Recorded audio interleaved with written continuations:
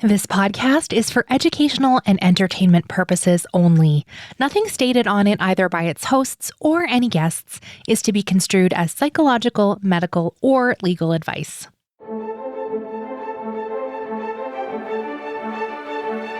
You're listening to Adoptees On, the podcast where adoptees discuss the adoption experience. I'm Haley Radke.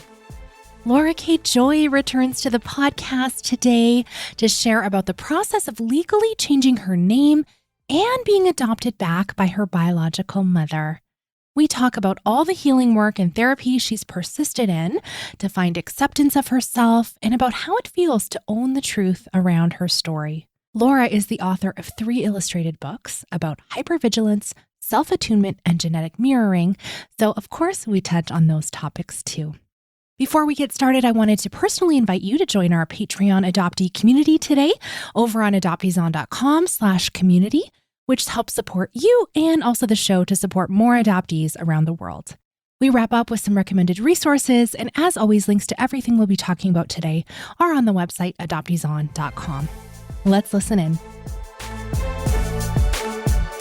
I'm so pleased to welcome back to Adoptees On, Lora K. Joy. Hi, Lora. Hi, Haley.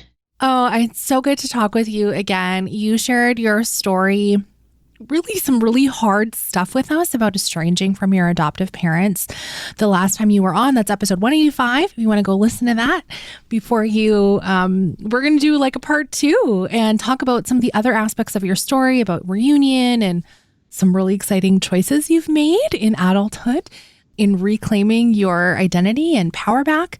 So yeah, do you want to start there? Let's share a little more of your story. Okay, well, just a quick recap. My maternal side, been in reunion for over 15 years now. And during the time of my estrangement and that episode, I was also doing DNA and searching for my paternal side. So those things were happening simultaneously. And I had always known my father's name because my mother told me, and it was in my paperwork. But when I Googled him, I didn't know which one he was. And so I decided I needed to do DNA and be sure who he was. So I did DNA, 23andMe, and Ancestry, and found a search angel. And she very quickly found him. And when she found him, we realized that he had lied to my mom and told her that he was born in 1940, but he was really born in 1931. So it's part of the reason I couldn't find him when I was searching myself, because his birth date was wrong, his year. So we found him. And I knew also from the paperwork that I had 2 siblings, a brother and a sister. And that was really my goal. I had 2 goals in finding him. And that was, one, I wanted to hold him accountable because he walked away from my mom when she told him. And I wanted to find my siblings. I expected that they did not know about me, but I wanted to let them have the opportunity to know that I existed and see if they were interested in a relationship. So the search angel found him. She found his niece, my first cousin. And it was because I had a high first cousin once removed match, and it was her son. So when she built out the tree, that's how she kind of triangulated everything.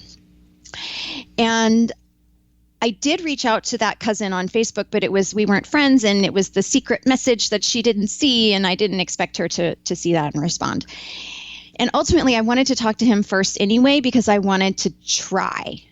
I wanted to say that I had tried to reach out to him. So I sent him a packet. I sent him a letter, pictures of my kids, how I had found him. Also, there was a certified letter in my file that he had not signed for. It had been returned from my adoption in 1978, 79. And I made copies of these things with his name and address and things like that, and made a packet to here's my proof. I know you're the man. And I sent that FedEx tracking, but not certified again, because I knew he wouldn't sign for it. And Didn't hear anything, of course. And then called him, got a voicemail, wasn't prepared to leave a voicemail message, sat with that, called again, and got him on the phone. And ultimately, I talked to him for 7 minutes, and the whole time he tried to convince me he wasn't the right person. Oh, I only have my 2 kids. I left Indiana in 1980. I'm like, yeah, I was born in 1979. You know, he even tried to tell me he had a vasectomy and that, you know, he wasn't the right person. And I'm like, so everything he's telling me is just reinforcing what I already know. And ultimately at the end, he said, you're just bringing up the past and I have to get off of here, and like hung up on me. And I'm like, okay. At the end, he gives himself away. So yeah, that was my experience with my dad. So secondary rejection, but I kind of expected that. Do you think he actually has lied to himself and yes, in like actually believes like, no, that wasn't really like Yes, I do, because I started off by saying like I took a DNA test and I matched and with, you know, your niece's son, and well, I didn't take a DNA test. Like he was like he didn't understand. And yes, I do believe after meeting my cousins and siblings, knowing the type of person that he is, that he has just convinced himself that it wasn't the truth, or he believed his own lies, or like he was just trying to play it off. Well, and I think folks from that era, like they really haven't, well, not all, but of course they haven't kept up with the technology. So they literally don't know how these secrets are, they're going to come out whether or not you like it. So, oh my gosh, 7 minutes. I'm sorry. Yeah. So he, you know, and my search angel had found my cousin and him and other members of the tree, but she could not find my siblings. And it was super strange because they're so good. Search angels are so amazing at what they can find. And it was perplexing to me why we couldn't find my 2 siblings. And I knew where they were born. I knew the area, like once we knew where he had lived and stuff, it was just perplexing. And remember, I thought I was looking for a man who was almost 80 and he was almost 90. So that was another thing that kind of pushed me forward in the search. In fact, my son, who was 15 at the time, said, I think you need to reach out to him before he dies. And I'm like, you're right. I do. Like, I need to get on this. So I let that sit, you know, for about a month after that conversation, and decided I would write a letter to my first cousin. And I sent the letter. It ended up being postmarked on the birthday of her son that I had matched to. So like all these universal signs. A couple weeks went by and she didn't respond. And I thought, okay, that's it. I'm not going to hear back. And if I don't hear from her, I'm going to just have to watch the obituary. That was my plan B, to find my siblings and their names. So a couple weeks went by and the phone rings and I can tell who it is by the name of the city and the town. And I'm hopeful that it's going to be a good conversation. And I answer the phone and it's her and her brother. And her brother happened to be on a road trip in his RV, just retired, and was visiting her when she got the letter. So they called me together and they were not surprised because of the character of my biological dad. And they said that basically he had made a lot of bad life choices. He was not in my siblings' lives for over 20 years after he and their mom divorced. So I was born when they were 17 and 12. And he had essentially walked away from them. They had moved to Texas. So they moved from Indiana to Texas after the divorce. And from that point on, the cousins really lost contact, and our dad was not in their lives either. And they said, so you've kind of got some things in common, and don't take it personally. He's kind of a jerk to everybody. Oh So they were wonderful and sent me photos right away, spent hours, on the phone, video calls. And because they had lost touch with my siblings as well, they were Facebook friends, but they hadn't really seen each other in almost 40, 50 years. Like my sister was 4 and she's now mid 50s. So they were essentially not in relationship either. And they said, we want to talk to your brother and we'll tell him about you if that's okay. And I said, oh, yes, that would be wonderful. So it took some time because, again, they hadn't had this established relationship. And they were, trying to do it in the most delicate way, that they could. And so it took a bit, but that was fine. I kept in contact with them, kept sharing photos and calls and things like that. And so then they talked to my brother, and within the week he emailed me and said, and the subject line was, "Wow, hi, sister." And we did a 3-hour Zoom call the next day with my sister and him. And it's been really, really wonderful since then. It's been a couple of years of reunion, 2 years now, almost exactly. And when I met my mom, I resembled her and I resembled that side of the family, but I look like my brother and my sister.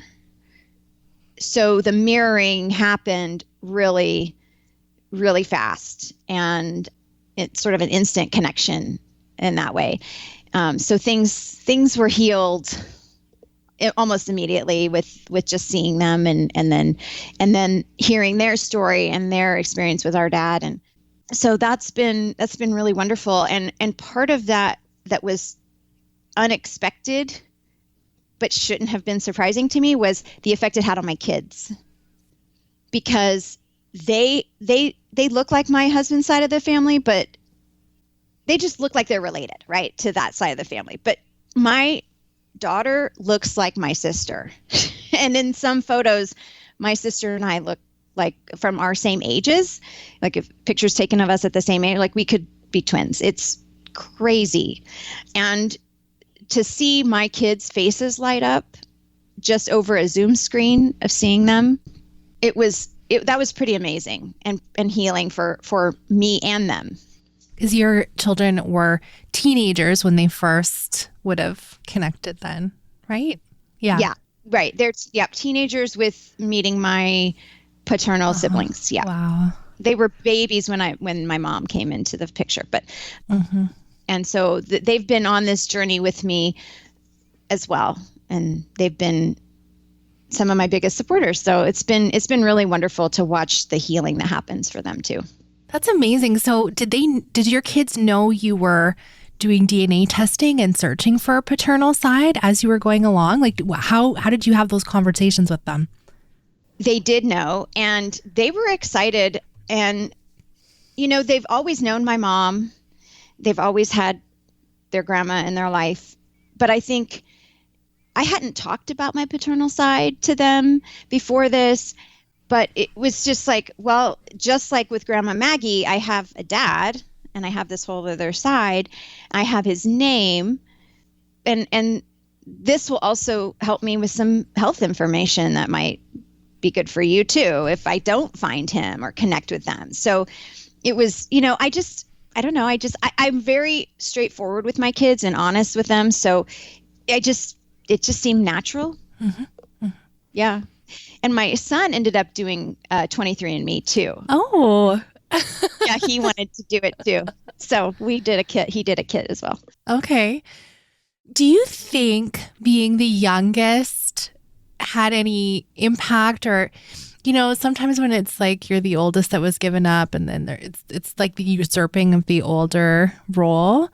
Do you think that has had any benefit? I mean, not that we get to choose that one way or not. We are where we are in the lineup, but being able to have siblings that are older, more life experience, they get it, things are complicated and it takes work.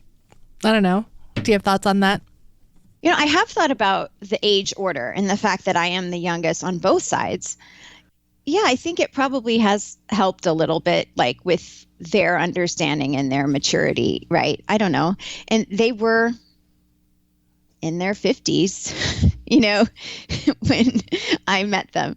So, yeah. And they're both open-minded, and also they weren't, that was one of the first things they said was, "We are not surprised about this." And that's so strange and yet so telling. Like, yes. Yeah. Well, and I told them, I said, well, he told me he had a vasectomy, but whether he was telling the truth or not, I don't know. So every time I get a 23andMe notice of a new relative, I'm like, ooh. At first I was getting a little panicky, but like, oh, it could be another one. But so far, just the three of you. So far, it's just me and them. Yeah. So but it could happen. It could happen, but wow. Yeah. So you have sort of the unicorn situation, although you worked really hard for this. I know you've done lots of work and therapy and healing to make sure you know how to set up healthy relationships, but a positive experience with your maternal side and then with your siblings on your paternal side, that's really tremendous. It is. I consider myself pretty lucky when I listened to other stories, and I will say that I went into both searches with no expectation that this would happen. And I think that's really important, that you be prepared for anything, any outcome. And I was in therapy both times when I went through search and reunion. And that was the other thing. At the same time of my estrangement and the starting the DNA search, I entered into therapy again. And so I had the support of a therapist. So I think it's really key. And I know it's hard because it's so expensive. And I know that it is not available to everybody.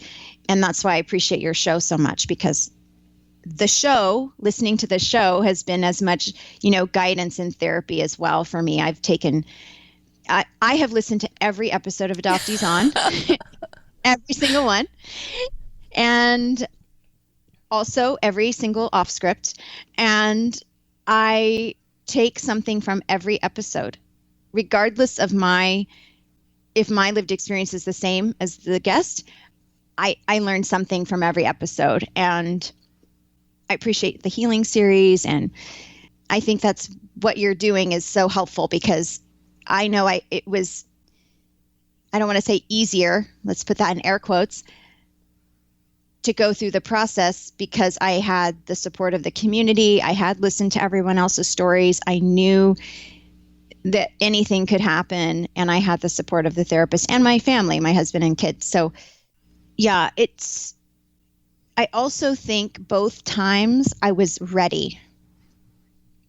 I just had an episode go up a few weeks ago with Marta Sierra, and she said something to the effect of the response she got from her mother when she was talking about disclosing some things that she wasn't sure what her mother would think either way, was like, "I'm going to be okay either way she reacts.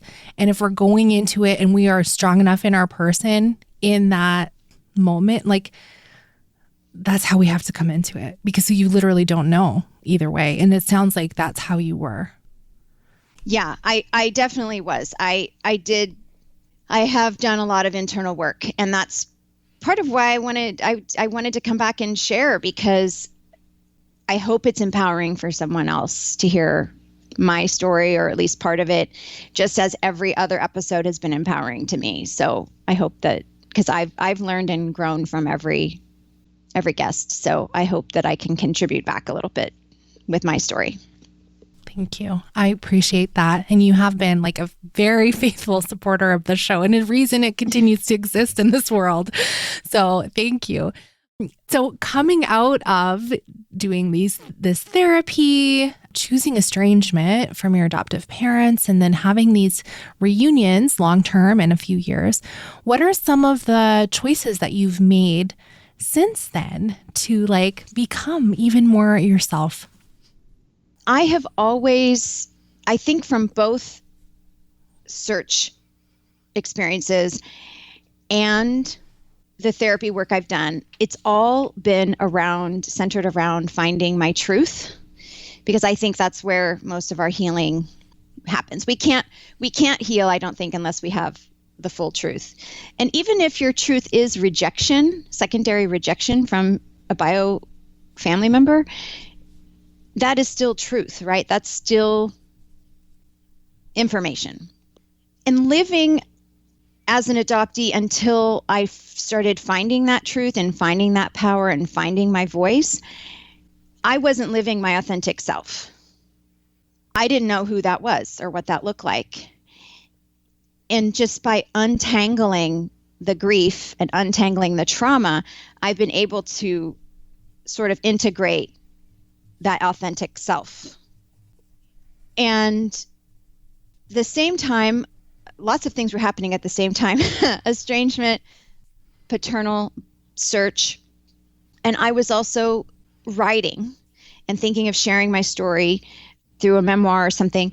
And then the idea of the first illustrated book came up. And my husband said to me, I'm not really comfortable with us using your married last name for the book. And I said, okay, but this is my truth. This is me. It has to be who I am. I can't make a pseudonym and be claiming that I'm speaking my truth, right? So I sat with it for a moment because I understood his concern. And why? Because we live in a small community people know us and whatnot. And even though it has nothing to do with his family, I just thought, I can respect that boundary. So I started thinking about my birth name, which is Lora, which I would not have known had I not met my mom, because she did not put it on my original birth certificate because she felt like she didn't have the right to. So she told you at some point? How did that come about? Pretty quickly and early, because on my adoption decree, my name was Kimberly. And then I had this other piece of paper that just had the last name and her name on it. And I honestly didn't realize, Haley, that I was holding my original birth certificate. Oh, uh-huh. That's what it was. But the adoption paperwork had Kimberly, and then it also had, that's where my dad's name was, plus the packet that she'd filled out with the adoption agency. And so when I met her, I said, oh, you named me Kimberly. And she said, no, I didn't. I said, oh, you didn't? No, I named you Lora. And I said, oh, well, who named me Kimberly? And she's like, I don't know where that name came from.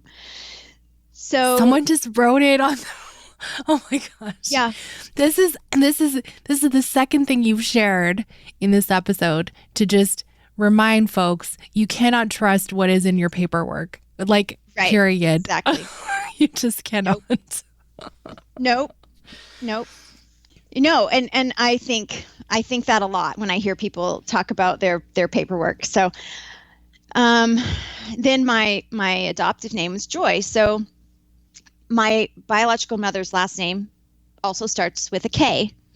And so I started playing around with the Lora and the Kimberly and the Joy. And then I came up with Lora K Joy because K represented both things, Kimberly and her last name. So I said, you know what? That's like a progression of me. I was Lora, and for 5 weeks I was Kimberly, and then I was named by my adoptive parents, Joy. I've never connected that, Lora, and I know this story.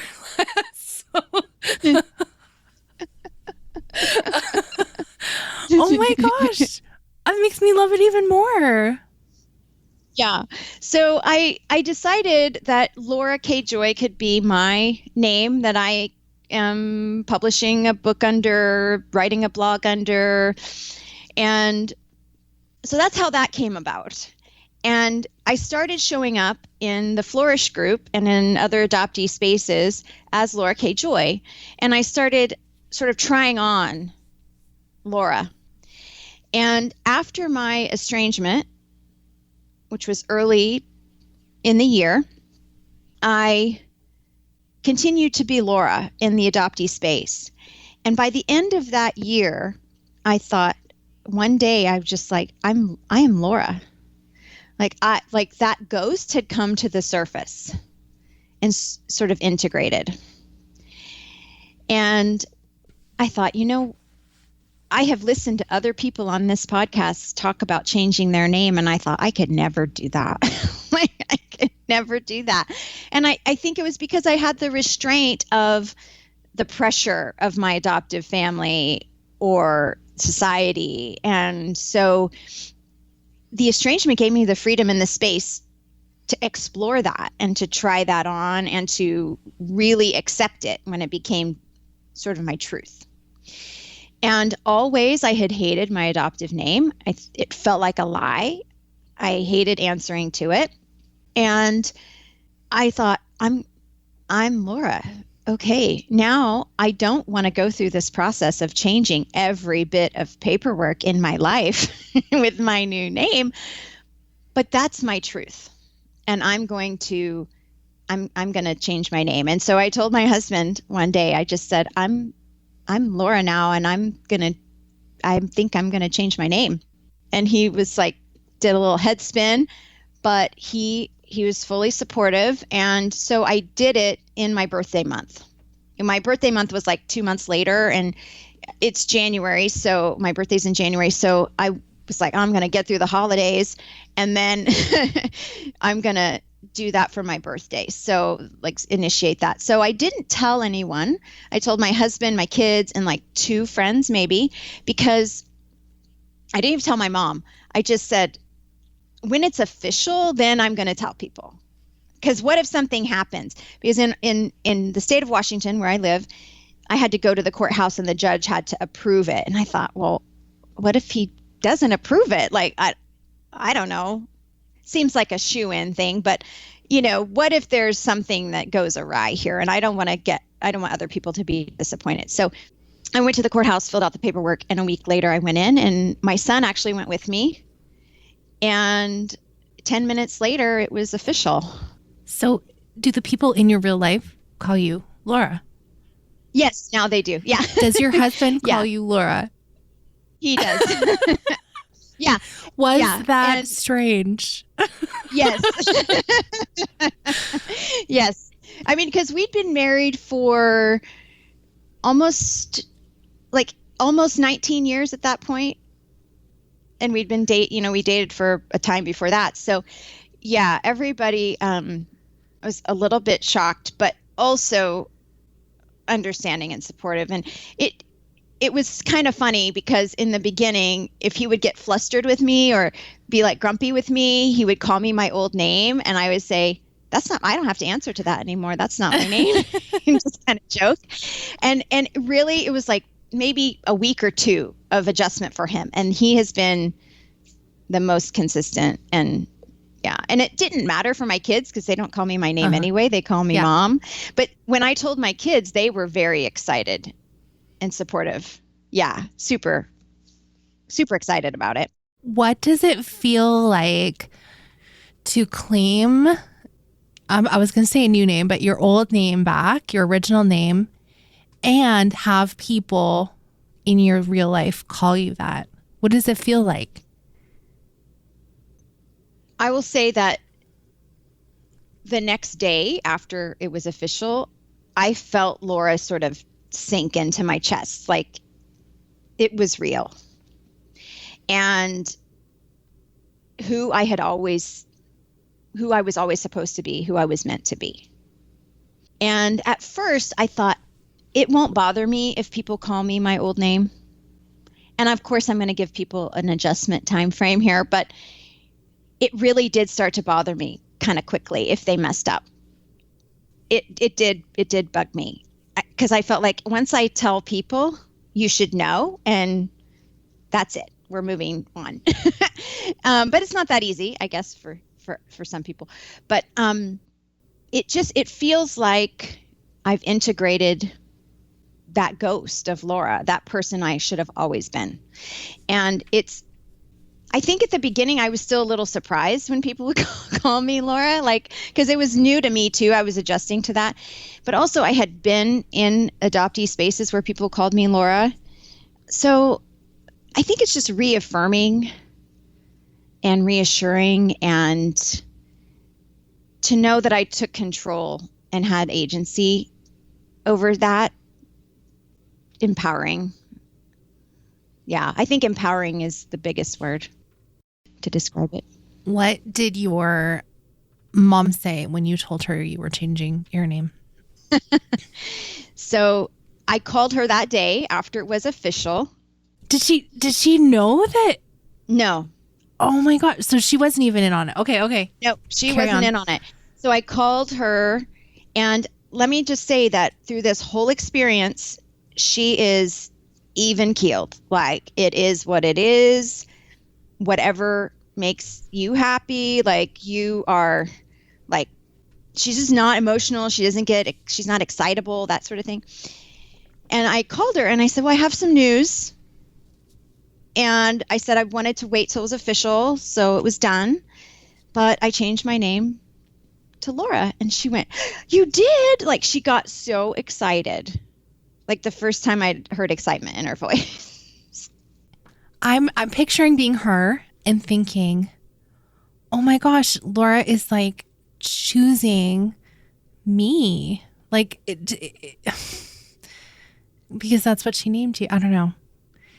Can you, has she expressed more of what that meant to her? No, no, just that she was excited and happy for me and happy for her. Like, just, yeah, like I said, she's just kind of right here all the time. And yeah, so she's, yeah. Well, well, as a result of changing my name, I got to go through every piece of paperwork in my life and update it. So just like a warning, if people are like, that sounds fun, I should change my name. It's not fun. Like, actually changing my name was easy, right? 10 minutes at the courthouse, done.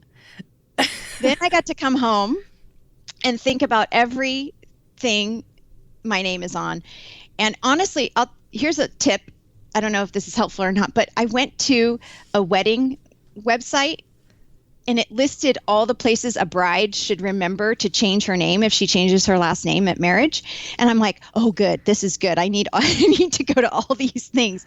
So I kind of printed off that list and then remembered other things that weren't on it that I needed to take care of. So yeah, that's a tip. If you do change your name, like, print that list off first before you make sure you know where you got to go. Social Security, passport, driver's license, all the things. Lora, spoiler alert, you have a blog. You should write the blog post for that. Oh, I should. You're right.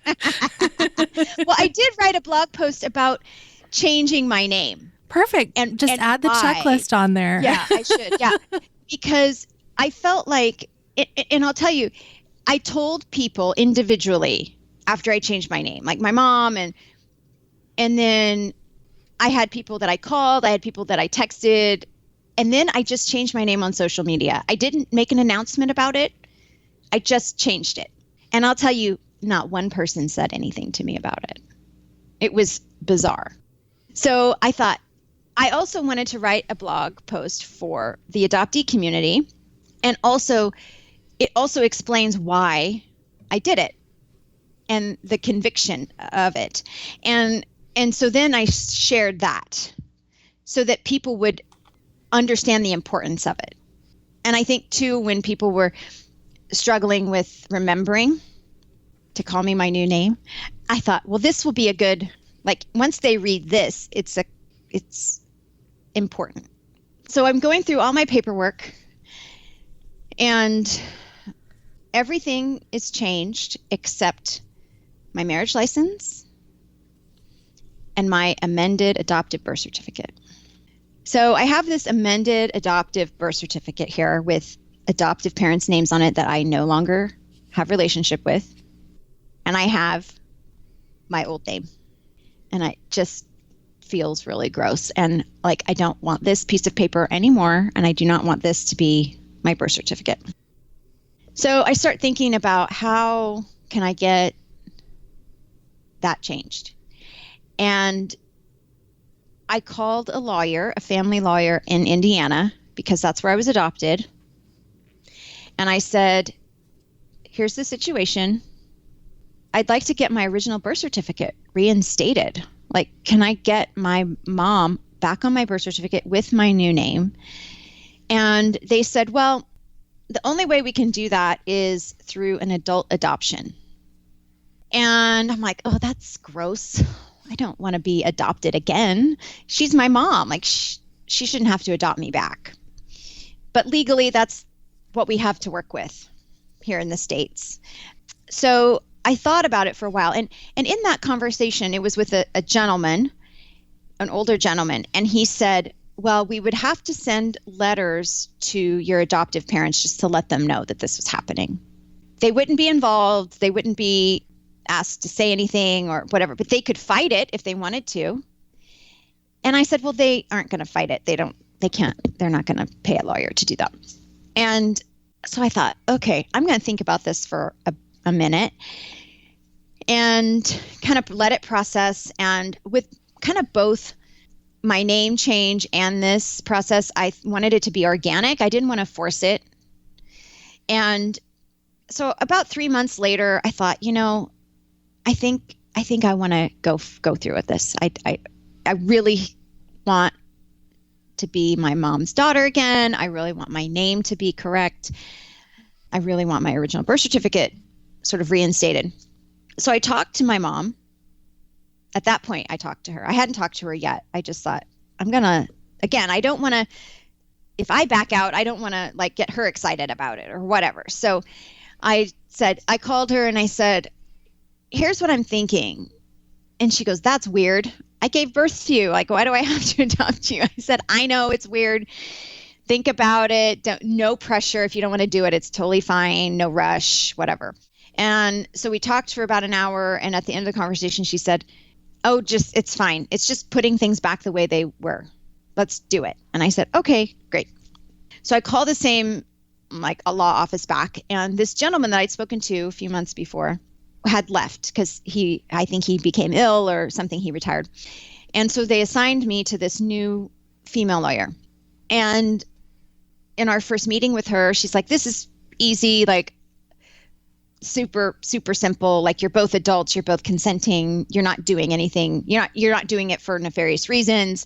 Like, this is a 10-minute court thing. And like, this is super easy. And I said, okay, well, wait a second. The previous gentleman I spoke with said we have to notify my adoptive parents. She goes, no, we don't. You're an adult. You don't need anybody's permission for this. And I said, oh, awesome. Like, that's even better. So we were able to move forward with just the two of us. And the story within the story is that she was adopted from foster care, this lawyer. And her sister was she and her sister were adopted together from foster care. And she was so sympathetic and empathetic to my story, my situation, our situation, and just super supportive of it. So we get the court date, we do the thing, it's over Zoom. And the lawyer says, now, can you send me the statute that says we don't need to notify the adoptive parents? And we were all sort of like surprised. And so the lawyer was like, oh, yeah, of course, I can send that right over.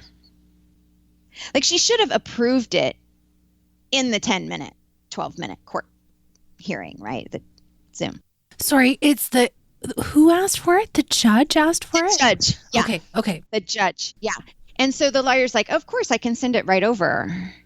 And then it was sort of a really abrupt ending to this Zoom court session. And we hang up and I called her right away. I was like, what just happened? So it wasn't approved right away. And so the the lawyer had to like kind of work through it with the judge. Like, yeah, here's the statute. Like, she's an adult. She doesn't need anybody's approval or permission. No one needs to be notified. She's not a minor. It's a completely different situation than if she's a minor. So it was about 5 days later that we got the official approval. So my mom just legally reclaimed me. It was a little bit of a scare in the court session with the judge, but it happened. And so now I'm legally my mom's daughter again, and I'm awaiting my new air quote birth certificate in the mail. And so congratulations. So Thank you. that happened in the state of Indiana because that's how where your adoption was processed? Yeah, I was born and adopted in Indiana. Yeah. Okay. And is your biological father's name going to be on your new birth certificate? No, we actually had I guess if we had chosen to put him on there, I don't know if we would have had to include him or not and get his permission, but we decided not to. Mm-hmm. Yeah, my mom and I decided not to. Okay. Yeah. Very interesting. I've heard from so many people since we released the Grace Kelly episode in Australia. I love awesome. When she talks about annulling adoptions, and that's possible in Australia. And so I had lots of people reach out, and it is, as of right now, as we're recording, as you say, I don't think it's possible yet in the United States to have an adoption annulled or undone in some way. Instead, it's this readoption, adult adoption process. So, yeah, it is what it is. I mean, it's kind of, I don't like the name of it, but I kind of just refer to it as being reclaimed. Mm-hmm. So before we do recommended resources, is there anything else you want to say to adopted people? I remember you saying before, like, oh, I heard all these people change their names, and you're like, I never thought I could do that. Like, yeah. How has this progressed for you in all the years of doing therapy and being in the adoptee community, the impacts that's had on you? Any thoughts on that as we wrap up? Yeah, again, a few people have changed their name, right, that you've interviewed, and even fewer have been unadopted or reclaimed and when I would hear those stories, I felt the same way, like, whoa, never, I could never do that. And it was a natural process for me, but knowing other people had done it helped me know that I could do it too if I wanted to. And I think as a part of the previous episode on estrangement, it was like, I wanted agency in my life, and I wanted agency. I wanted to continue that. And these were sort of the just next natural steps for me. And as I continue to do that internal work, which we haven't talked about, but it's like that was the point of my illustrated books, and then the adoptee community book from the Flourish experience. That is how I was able to grow and heal, and a sort of an accounting of that. And listening to this podcast and others, and having the strength from this community is what has allowed me to go through the process myself. And I hope that by sharing my evolution and my healing and my growth, that I can empower someone else, because even if it's just a nugget from this conversation that sparks something in you, I hope that it's helpful, because that's what everyone else has done for me. Well, you have, shared on the show before, and you're sharing again today. And I know you've guested on other podcasts telling different parts of your story. And as I was re-listening to all of those things to prepare, this is going to sound silly, Lora, but I finally was like, oh, these stories you've written, the illustrated books, it's your story. It's my story. Yeah. Which sounds so silly as like your friend to be like not have gotten it until that. But I remember when you announced you were writing these books and you had published and shared, and so I ordered them right away. And then you gifted me copies, which was so kind of you because mine are signed. I gifted all of the copies I purchased to my psychologist because she works with lots of children, and yes, my psychologist works with children and me. And oh my God, I didn't make that connection. Yeah, no, but she works with adults too. But she was so excited because I was like, oh my gosh, one of my listeners wrote these, and my friend said, like, it's just, yeah. So anyway, I've been bragging on you, but they're so lovely, so beautiful. And I don't know which one to go to. I'll go to your newest one. The self-attunement, an adoptee superpower. There is this drawing of you curled into yourself as a little one that is so powerful. It says, little Sarah curled herself into Sarah. She was finally safe and where she belonged. And I don't know, something about that just hit me like so deeply because the impact, all of the years of therapy and all of your work in your healing journey to culminate in things that can empower other adoptees to know, okay, I can care for my little self too. I can look into IFS and research what that means. And I can like take care of myself and love myself and accept myself and find empowerment is just like huge. So I love that you've shared these in such an accessible way, and they're so beautiful and cute and fun. I wish I could show everybody the pictures. Mm-hmm. But as you wrap in this is still the self-attunement one.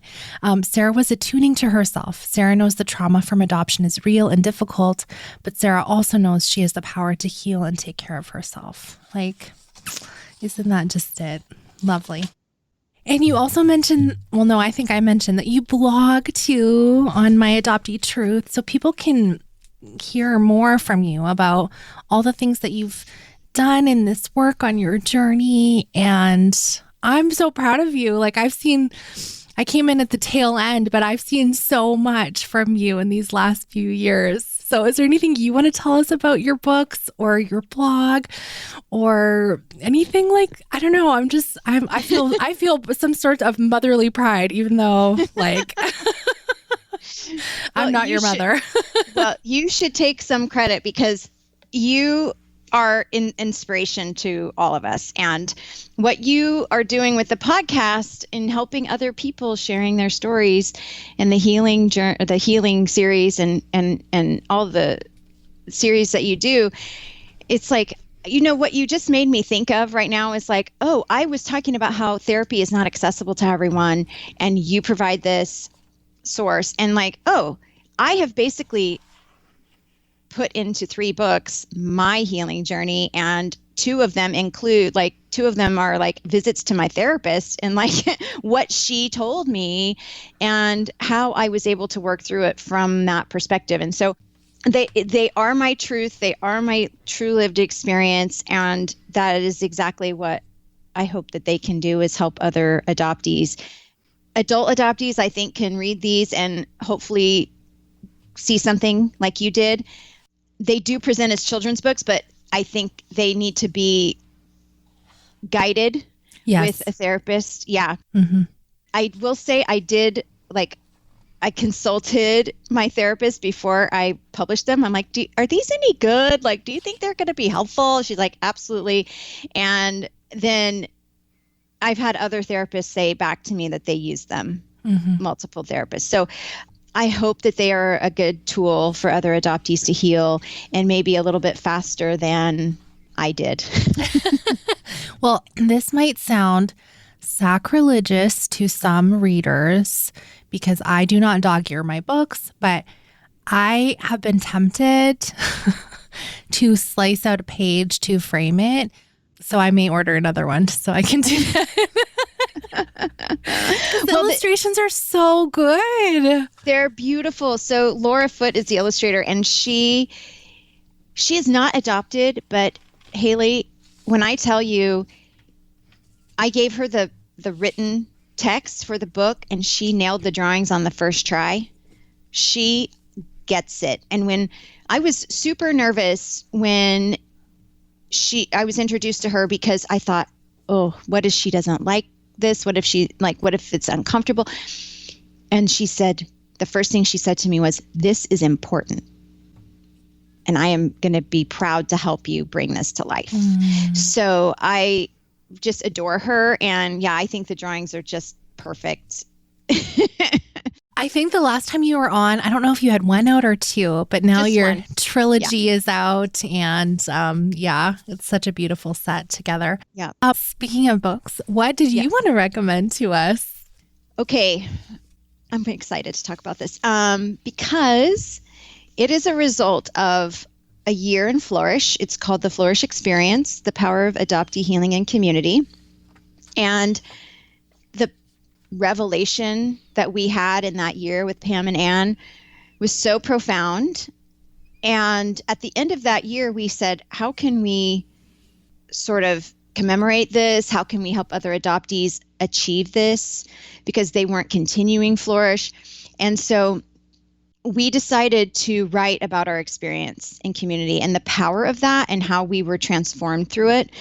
And so another adoptee and I sort of quarterbacked, to use a sports reference, this project where we had any member of Flourish who wanted to write contribute.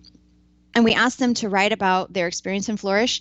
And most do, but also they tell some of their stories as well, their adoptee stories.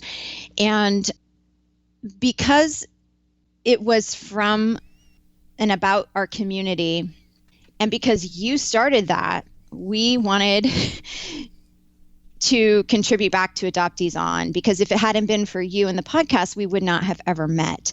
And Pam and Ann based this class on their friendship, and they wanted other people to have a friendship like theirs, adoptee friendships, and they would not have met if it hadn't been for you, and most of us wouldn't have found them if it hadn't been for you. So the proceeds from this book go back to Adoptees On, and the artwork on the cover, which is stunning, was created by 3 members of our group, and they are 3 very different pieces, but their interpretation of their experience in the class.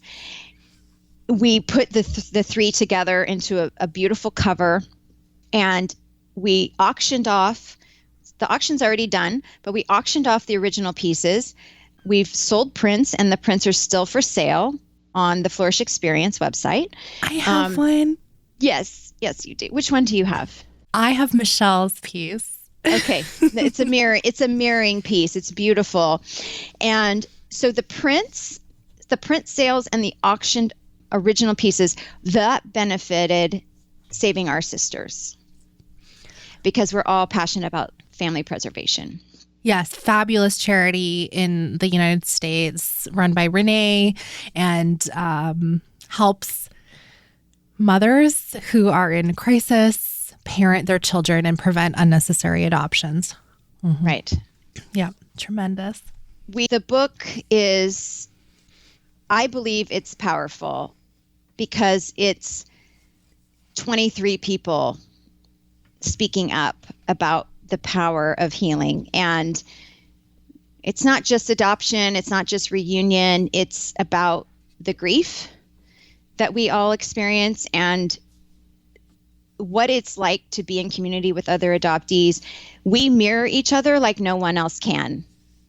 And being with other adoptees is just so healing, and we wanted to share that with other people. And we hope that the book encourages you to find your own Flourish family. In the back of the book is all of our writing prompts and our monthly themes. So you can sort of recreate if you'd like, and also as many resources as we could think of. We put a resource list in the back of other adoptee resources and books and blogs. So that I can't recommend it enough because I know how much it transformed me, and I hope it helps other people grow and heal too. Thank you. It was so kind of you all to donate the proceeds to the show, and I'm so grateful. And we did an episode on the Flourish experience as well. It's 219. So if you want to go back and you want to hear from some of the authors of the book, or just curious more about building adoptee community and what that could look like for you, encourage you to do that. Thank you so much, Lora. What an honor to speak with you again and share more of your story. And I know you hope it will empower. I know it will. I know it will bring a sense of agency back into our lives, that we can make these choices, and it could be a years-long process, right? Right. It's not overnight. Give yourself time and just know that you're allowed. You're an adult. You can do what you want now. Exactly. Yes, you're allowed. I love that. Thank you. Thank you so much, Haley.